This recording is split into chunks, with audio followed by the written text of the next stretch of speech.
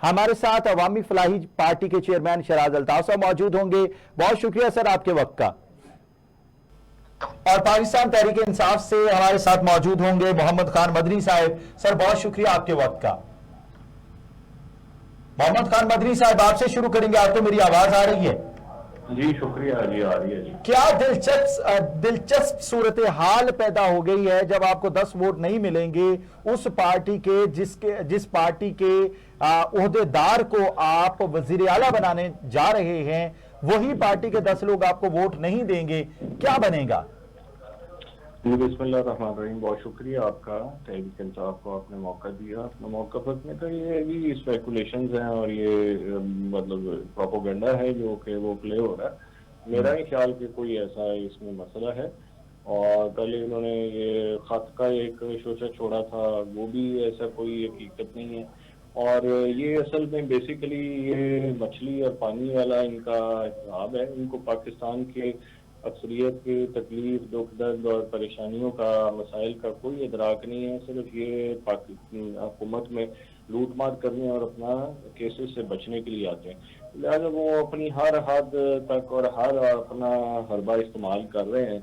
और उनको ये पता है कि इमरान खान साहब जो हैं वो जो अपना अधूरा एजेंडा है वो उसको कंप्लीट करेंगे और जो हमारी नोबल कॉज है हम उसकी तरफ बढ़ेंगे जो इनके लिए ज़ेर कातिल है। तो वो जो है वो इस चीज़ को काउंटर करने के लिए मुख्तलिफ हरबे और आखिरी हद तक प्रोपेगेंडा जाने, मगर इंशाअल्लाह अल्लाह ताला। आप इस खबर की तरदीद करते हैं कि चौधरी शुजात ने यह खत लिखा है कि मेरी पार्टी के लोग इमरान खान के कैंडिडेट को वोट नहीं देंगे? अभी जरदारी भी गया था वहाँ पर, उसने अपना आखिरी हरबा भी इस्तेमाल किया है, वो नहीं चला। तो वो जो है इंशाअल्लाह ये जो है आप सल्लल्लाहु अलैहि वसल्लम के सदके पाकिस्तान के इंसानियत के दुश्मन नामराद रहेंगे। अच्छा जी, ठीक है। आपकी तरफ दोबारा आते हैं। शहराज अल्ताफ साहब हमारे साथ मौजूद हैं। शहराज अल्ताफ साहब, कौम के साथ ये मजाक नहीं हो रहा? 4 बजे का कौम को वक्त दिया गया सेशन के लिए और अब 7:30 होने जा रहे हैं और अभी तक वोटिंग की कोई सूरत हाल नजर नहीं आ रही। अगर नजर आ रही है तो फिर लोटा क्रेसी का जो बोलबाला है हर तरफ। अभी साहब थैंक यू। मुझे याद आ गए हमारे एक बड़े इनकलाबी अवामी शायर थे हबीब जालिब, 60, 70, 80 की दिहाई के जी। उनके 2 मुझे शेर याद आ गए। उन्होंने कहा, हुक्मरां बन गए कमीने लोग, खाक में मिल गए नगीने लोग।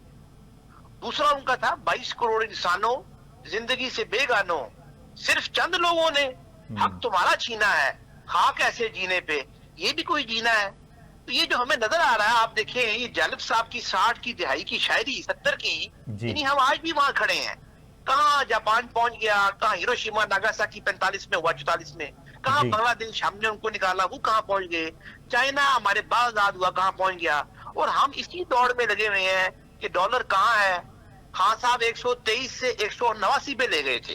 आज उनको डॉलर की बहुत फिक्र है, होनी चाहिए, लेकिन जब खुद कुर्सी पे होते हैं इन्होंने भी तो अच्छा नहीं ना किया। 224 भी तो बहुत बुरा फिगर है ना जी। सर इनको तो मैं कह रहा हूँ कि ये तो इनकी नाअहली है और ये करप्ट है, मैं तो इनके हक में ही नहीं हूँ। लेकिन ये जो एक बंदा तब्दीली लेके आया था, बेहतर चेहरे ला रहा था, निजाम ला रहा था, इकोनॉमी ला रहा था, उसने अपना काम ठीक किया होता तो आज ये जो किंग मेकर फिर रहे हैं, वोट इधर से उधर कर रहे हैं, खत लिखवा रहे हैं, वीडियोस बनवा रहे हैं, ये आज होते। अगर इन्होंने अपना काम ठीक किया होता तो वो अंग्रेजी में कहते हैं यू गेट व्हाट यू पे फॉर। जो आपने 4 साल किया है उसको आप भुगते।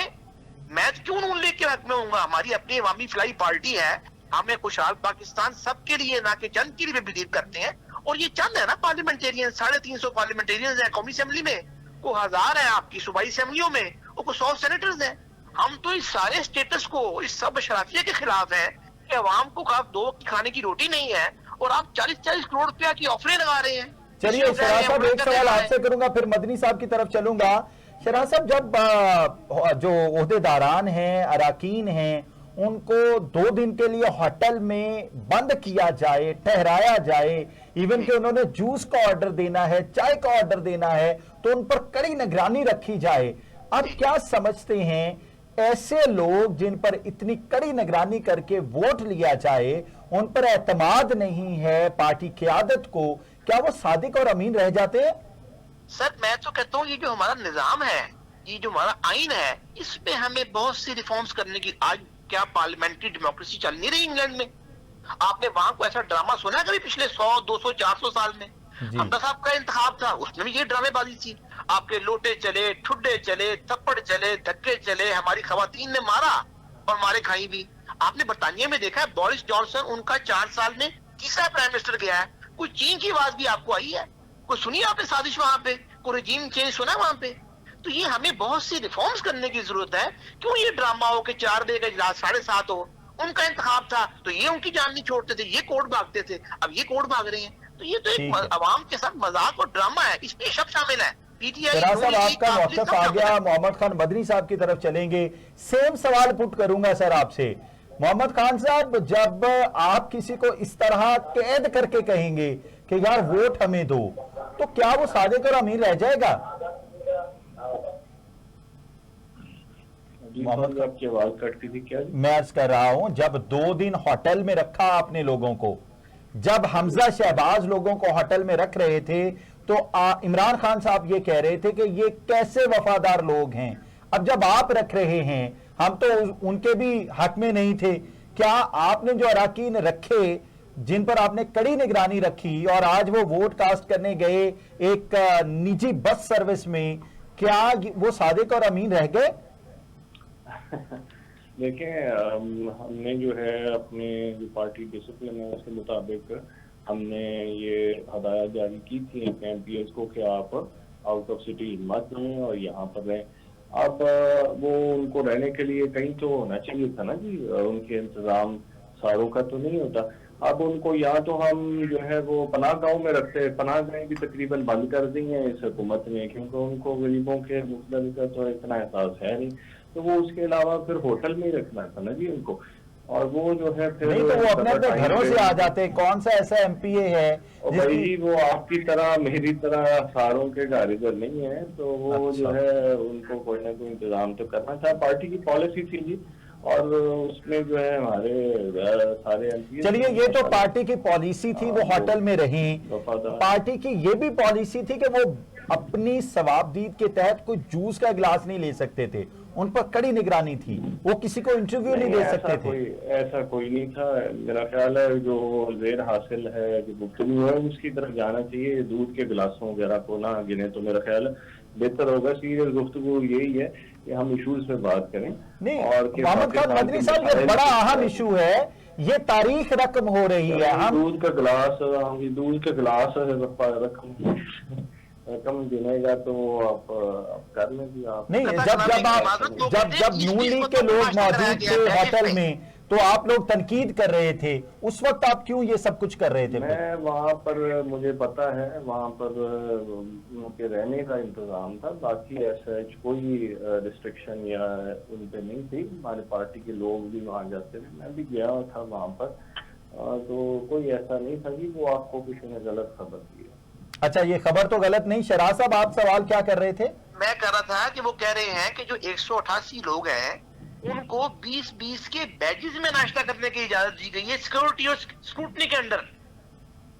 जी खान साहब, क्या मैंने पढ़ा है सर, न्यूज में पढ़ा है। मतलब ये हालात है, पॉलिसी ये फॉर्मेशन है, वो हम 10 के अंदर करें, 100 के अंदर करें सर। वो मैं तो एग्री करता हूँ आबिद साहब से कि यार ये क्या सादिक और अमीन लोग हैं जिनको बांध बांध के छुपा छुपा के आप वोट डलवाने जा रहे हैं। ये हमारा जो मुकाबला है, हमारा मुकाबला बहुत ही शातिर और बहुत ही अय्यार और इंतहाई जो है ना वो उचक्के किस्म के लोगों से है। मदनी साहब, मैंने एग्री कर लिया, लेकिन आप डिलीवर करते ना, आप परफॉर्म करते तो यहाँ ना खड़े होते आज।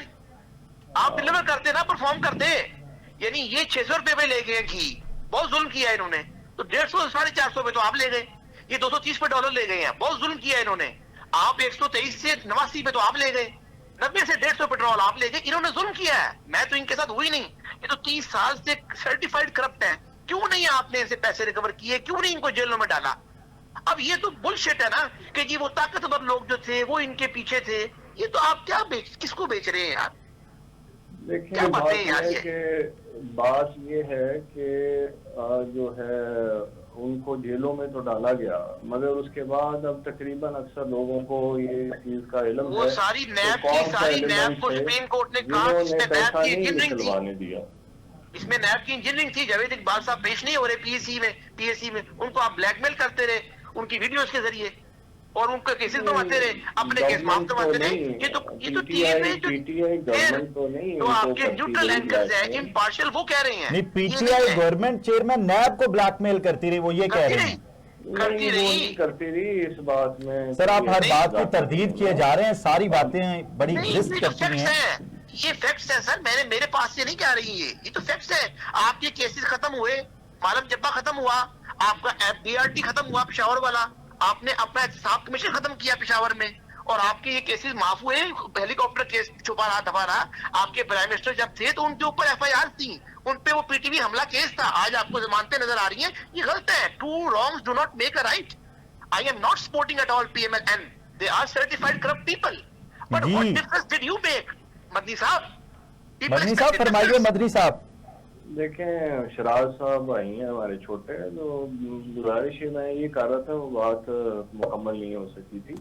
मैं ये गुजारिश कर रहा था कि देखें, ये बात तो अब वाज़ेह हो गई है कि इमरान खान साहब ये चाहते थे कि एहतसाब भी हो, और उसके लिए उन्होंने जो था वो एक उनको कहा था कि इंडिपेंडेंट जो इंक्वायरीज हैं वो हों। कुछ लोग जो वो मुजरिम लोग थे वो जेलों में भी गए, मगर हमें बार साबित हुआ कि किस एलिमेंट ने उनको फैसिलिटेट किया, और पाकिस्तान का जो मदनी साहब कतई की माफी, जस्टिस बाकिर मकबूल जो है, मकबूल बाकिर सुप्रीम कोर्ट के एक्स रिटायर्ड हुए हैं अभी, उनके फैसले हैं कि नैब से आपने इंजीनियरिंग हुई है।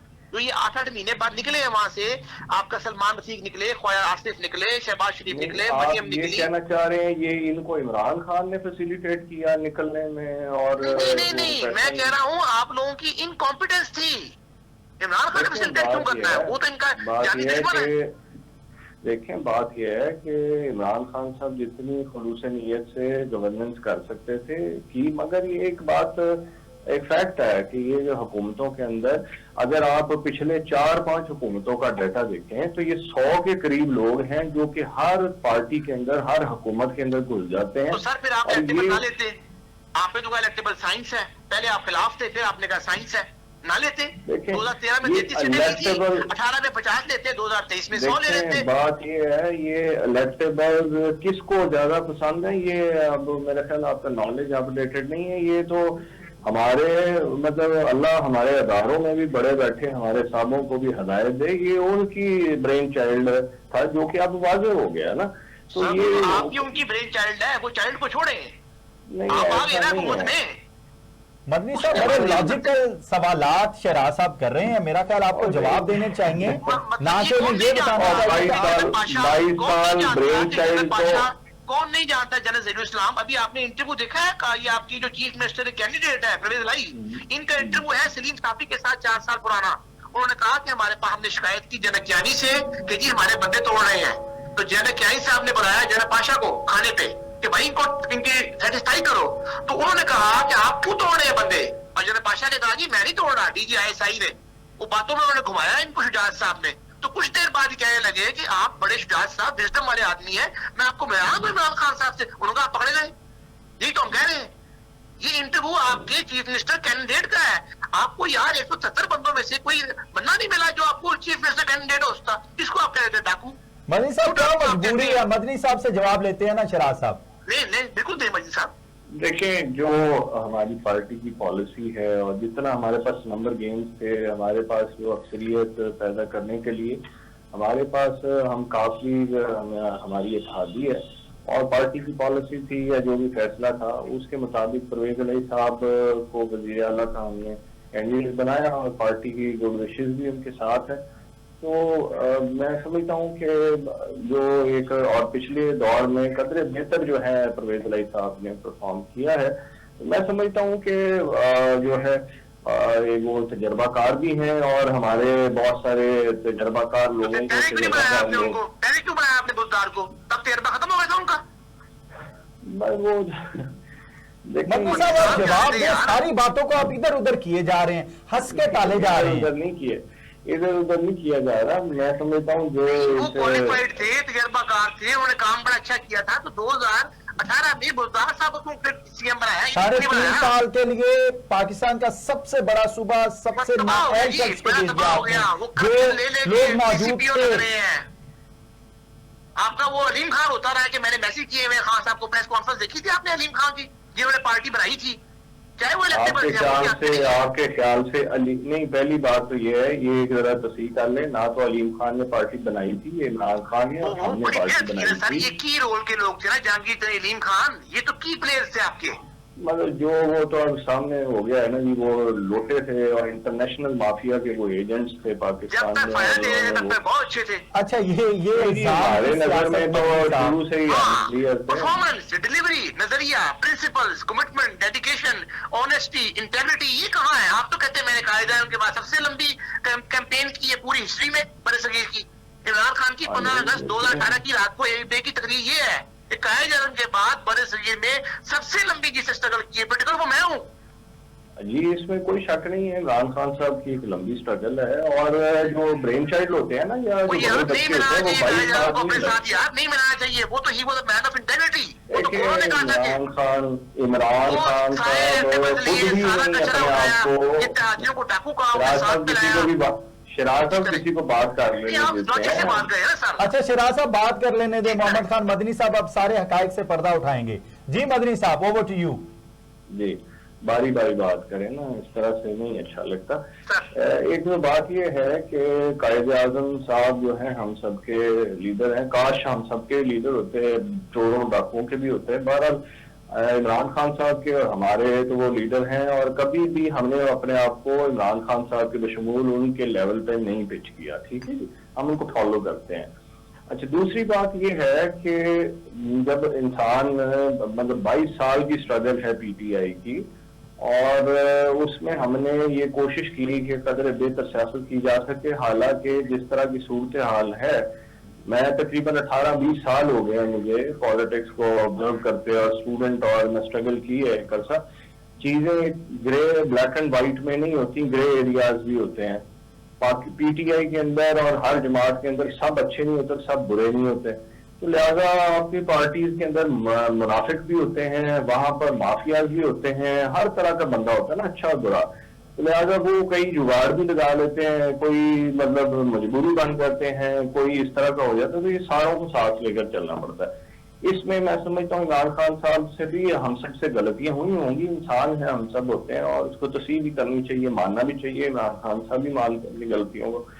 तो मैं समझता हूँ कि इमरान खान साहब वक्त के साथ ज्यादा पॉपुलर और मैच्योर होकर सामने आए। इंशाल्लाह उनको अल्लाह ताला मौका देगा, जो लग रहा है, तो वो इंशाल्लाह इससे बेहतर तरीके से करेंगे। और जो हमारे कंसर्न हैं, हमारी नौजवान नस्ल के कंसर्न है, इंशाल्लाह उनको एड्रेस करेंगे हम। जी मदनी साहब, आप अगर आपने भी मसलहत की सियासत करनी थी, आपने भी इसी तरह लोटा क्रेसी को प्रमोट करना था, जो मैं बिल्कुल मसलहत पसंदी और लोटा क्रेसी के हक में नहीं हूँ। अच्छा। नहीं, आपने 2018 में आपने नून लीग के पास मेजोरिटी थी, आपने उनके बंदे तोड़े हैं। वो तो सेनेट इलेक्शन पर जरा आप गुफ्तगू कीजिए ना, 2 मिनट। आपने क्या किया था? आपने क्या हॉर्स ट्रेडिंग नहीं की थी? बिल्कुल, वही संजय रानी साहब जीते हैं, 10 वोट पड़े आपको। मदनी साहब से जवाब लेते हैं ना सर। शराज साहब, गुजारिश जी गुजारिश ये है, मैं एक जुमला कह दूं, सॉरी मदनी साहब, बात पता है क्या आप सिंपल सी है। Something which suits me today, if it is immoral, illegal, I am happy to go with it. Something which is immoral for you today, I would protest, it is immoral. ये है PTI की policy. 2018 में अक्सरियत थी पंजाब में नून league की। मदनी साहब deny करें आप, आपने बंदे तोड़े।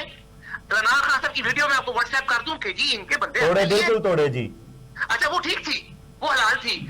12 साल 15 साल जहांगीर सिंह ने उन पसीना लगाया। मैं जहांगीर सिंह के किसी हक में नहीं हूँ। He is electable, he has corrupted Pakistani politics, I believe in it.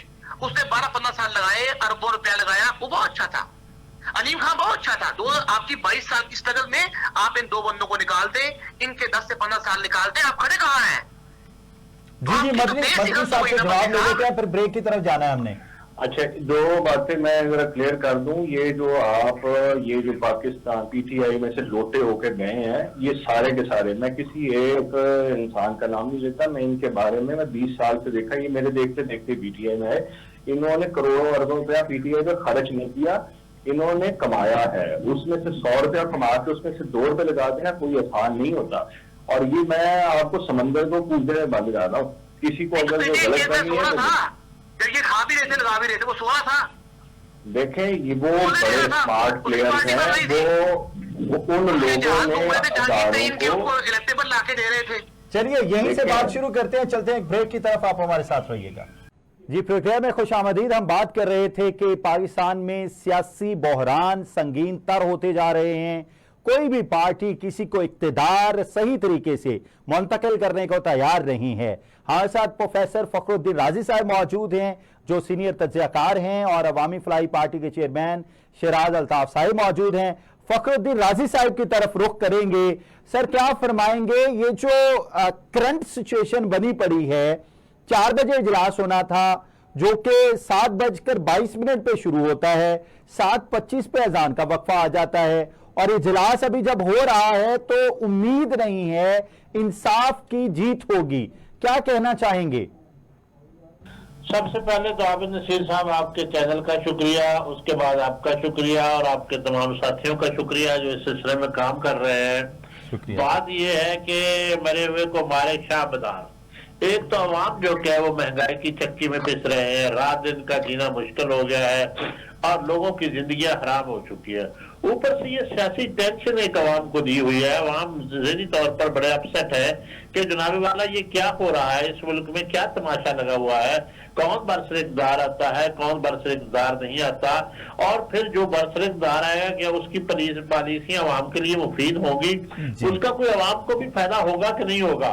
तो इसके साथ साथ मैं ये गुजारिश करूंगा कि हमारे सियासतदान जितनी अपनी सलाहियतें अपने इक़्तिदार के लिए बरूए कार लाते हैं, काश यही सलाहियतें वो अवाम की फलाह के लिए इस्तेमाल करते तो आज हमारा मुल्क जो कि था वो इंतहाई तरक्की याफ्ता होता। मौजूदा जो सूरत हाल है जी, ये इसी कश्मकश में गुजरी मेरी जिंदगी की रातें, तो ये कश्मकश जो कि वो जारी रहेगी। अभी इसके इम्तिहान और भी हैं, सितारों से आगे जहां और भी हैं, ठीक है ना जी। तो ये अभी देखिए ऊंट किस करवे बैठता है, इस सिलसिले में तो कुछ कहा नहीं जा सकता, ठीक है ना जी। तो ये जो क्या है ना, अपने इस सिलसिले में देखिए, अब कुछ लफ्ज अगर मैं वाज़े तौर पर बोलूंगा तो मुनासिब नहीं होगा। जी जी, आप वाज़े तौर पे बोलिए, इस सिस्टम को सेट कैसे किया जा सकता है, नक कैसे डाली जा सकती है, ये फरमाइए। तो खराबी बुनियादी यही है कि हमारे सियासतदानों की खराबी है कि वो जो कि उन्हें तमाम तरीके, तमाम हथकंडे लूट मार के आते हैं, लेकिन अवाम की भलाई के लिए, फलाह के लिए उनके पास कोई प्रोग्राम नहीं है, उनके पास कोई तरीका कार नहीं। आप देखें कितने पैसे लगे, कितने में मेंबर हजरात बिके हैं, और ये मुल्क की सियासत के ऊपर एक जो कि वो दाग है, एक धब्बा है जिसे नुमाया नहीं किया जा सकता। लेकिन बदकिस्मती ये है कि अंदरून मुल्क और बैरून मुल्क ये नुमाया हो रहा है और हमें बदनाम से बदनाम तर किए जा रहा है और हमें जिलालत की अथाह गहराइयों में धकेलता चला जा रहा है। तो ये देखिए, इस सिलसिले में वोटिंग का सिलसिला कोई पता नहीं कि ऊंट किस करवट बैठता है। वोटिंग का सिलसिला तो शुरू हो चुका है जी, लेकिन ऊंट किस करवट बैठता है ये वक्त बताएगा।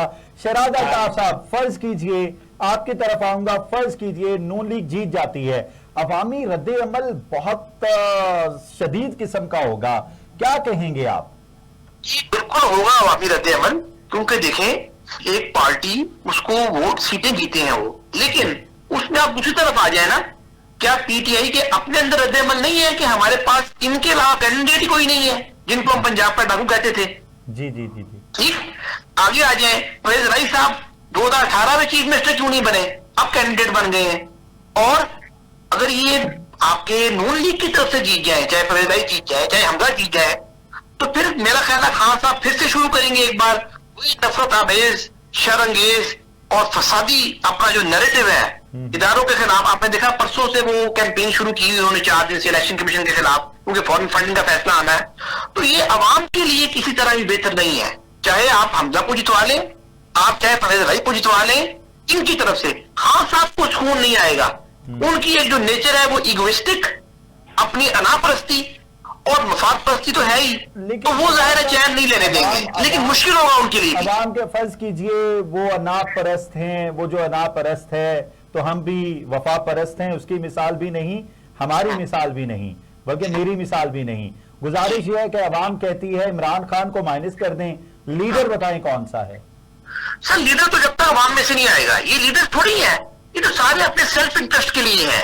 असल तो हमारा निजाम है जिसमें प्रॉब्लम है, वो हमारा इलेक्टोरल निजाम है, इंतखाबी, हमारा इकोनॉमिक निजाम है, माशी, तालीम और सेहत का निजाम है, लोकल गवर्नमेंट का निजाम है। जब तक उसमें रिफॉर्म नहीं होगी, आपको ये मछली मंडियां, आपको अब ये आप मुझे बताएं, कोई पार्लियामेंटेरियन, मेरा ख्याल सबसे बड़ा उसका गुनाह है आइन तोड़ना। क्या सुप्रीम कोर्ट ने अपने फैसले में नहीं कहा कि खान साहब ने, फवाद चौधरी ने, कैसर साहब ने, असद कैसर, सूरी साहब ने और प्रेसिडेंट पाकिस्तान ने आइन तोड़ा है? नहीं कहा? बिल्कुल कहा। क्या इन्होंने तोड़ा नहीं था? जो काम गलत करे कोई करे, उसे गलत करे। तो इन्होंने आइन तोड़ा, भाई कहा ना, उन्होंने कहा इन्होंने आइन तोड़ा है। और क्यों तोड़ा? अपनी कुर्सी के दवाम के लिए। वो ये कायदे को फॉलो कर रहे थे। क्या नून लीग कायदे को फॉलो कर रही है? तो जब तक आपके पास अवामी लीडर जिनका कोई नजरिया हो, को उसूल हो, वो किरदार हो, वो नहीं आएंगे। और वो ये निजाम है प्रॉब्लम जो आने नहीं देता। बहुत बहुत काबिल अमीन जकी साहब आपके जनरल सेक्रेटरी पंजाब से पीटीआई के, जब ये 20 साल के होंगे, मदनी साहब और मैं था, कहाँ है वो आज? पीटीआई बनाने वालों में से है, लेकिन वो उनका पैसा नहीं था, शोशा नहीं थी, वो खान साहब उनको आगे नहीं लाए। तो ये निजाम को जब तक ठीक करने के लिए कोई लोग नीयत वाले नहीं आएंगे, जज्बे वाले नहीं आएंगे, खुलूस वाले नहीं आएंगे, ये मछली मंडी लगती रहेगी। होता है तमाशा रोज मेरे आगे, ये वो है। जी फखरुद्दीन राजी साहब, सर आप फरमाएंगे? जी मैं इसी बात से इत्तेफाक करता हूँ। इब्तिदाए इश्क खैर होता है क्या, आगे आगे देखिए होता है क्या। तो ये मामला यहाँ पर रुकने वाला नहीं है। अभी जो क्या है, दरमियान में अदालतें भी पड़ी हैं, अदालतें कोई स्टेप ले सकती हैं। मुमकिन है 2-4 मेंबर हेर फेर कर फिर उधर चले जाए, फिर उन्हें संभालना पड़े। और ये जो पंजाबी का हमारा डडुआनी पंसेरी, यानी कि मेंढकों का एक ढेर है, कोई छलांग लगाकर उधर चला जाता है, कोई छलांग लगाकर उधर चला जाता है। ये तो हमारा तबसरा है। सवाल ये है कि इस मुल्क और कौम पर क्या बीत रही है, हम किस कंडीशन में गुजर रहे हैं। किसी को कोई एहसास है, किसी के ज़हन में ये बात आ रही है कि हम जो कि इंदा डिफॉल्ट होने वाले हैं, बैनुल अक़वामी तौर पर हम रुसवा होने वाले हैं, बदनाम होने वाले हैं। खुदा के लिए जुड़ जाए, अपनी आदतों को दुरुस्त कर ले, इक़्तिदार के लालच से दस्तबरदार हो जाए और मुत्तफिक होकर कोई लाहे अमल तय करे। खींचा तानी है, खींचा तानी, उसकी टांगे खींच रहा है, उसकी टांगे खींच रहा है, और अवाम जो कि उसकी अक्सरियत के तौर पर पागल होने को तैयार है। हमारा हशर जो कि है, मैं ये समझता हूँ कि श्रीलंका जैसा नहीं होगा, बल्कि मुझे ये तवक्को है कि अफगानिस्तान जैसा होगा। खुदा न करे कि ऐसा वक्त मेरे वतन पर आए और जो कि है हम इन मुश्किलात में गिरे। बहुत शुक्रिया जनाब फखरुद्दीन राजी साहब हमारे साथ मौजूद थे। शराद अल्ताफ साहब चेयरमैन अवामी फलाही पार्टी हमारे साथ मौजूद थे।